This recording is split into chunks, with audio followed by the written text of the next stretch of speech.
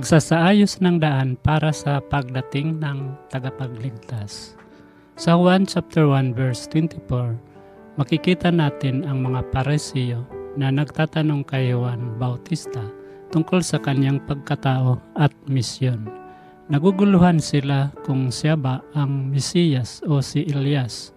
Ngunit si Juan ay mapagpakumbaba at nagpasabi na siya ay isang tinig sa desyertong nag-aayos ng daraanan para sa Panginoon. Alam ni Juan na ang kanyang layunin ay hindi para magpakilala kundi upang ituro ang daan patungo kay Jesus. Ang halimbawa ni Juan ay nagtuturo sa atin na tulad niya, ang ating misyon ay maghanda ng daan para kay Kristo sa ating mga puso at sa buhay ng iba. Sa ating abalang mundo, madalas tayong mahadlangan ng mga pangangailangan at alalahanin ng buhay. Katulad ng mga Parisiyo na naguguluhan at nagdududa, tayo rin minsan ay nagkakaroon ng katanungan tungkol sa ating layunin at papel sa plano ng Diyos. Ngunit tinatawag tayo ng Diyos na maging tulad ni Juan Bautista, isang lingkod na mapagpakumbaba at nagtuturo sa iba patungo kay Jesus. Naghahanda ba tayo ng ating mga puso upang tanggapin si Kristo?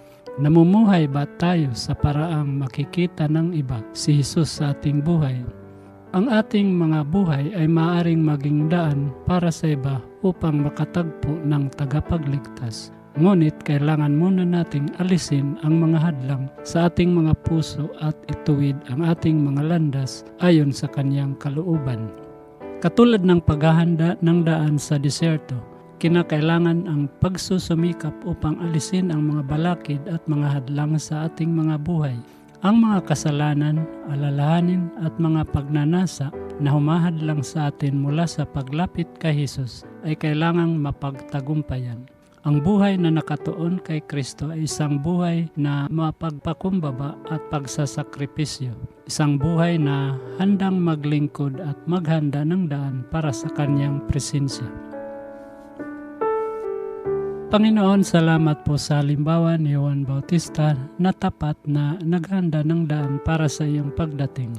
Tulungan mo po kaming sundan ang kanyang halimbawa sa pag-aalis ng mga hadlang sa aming buhay na pumipigil sa amin mula sa ganap na pagtanggap sa iyo.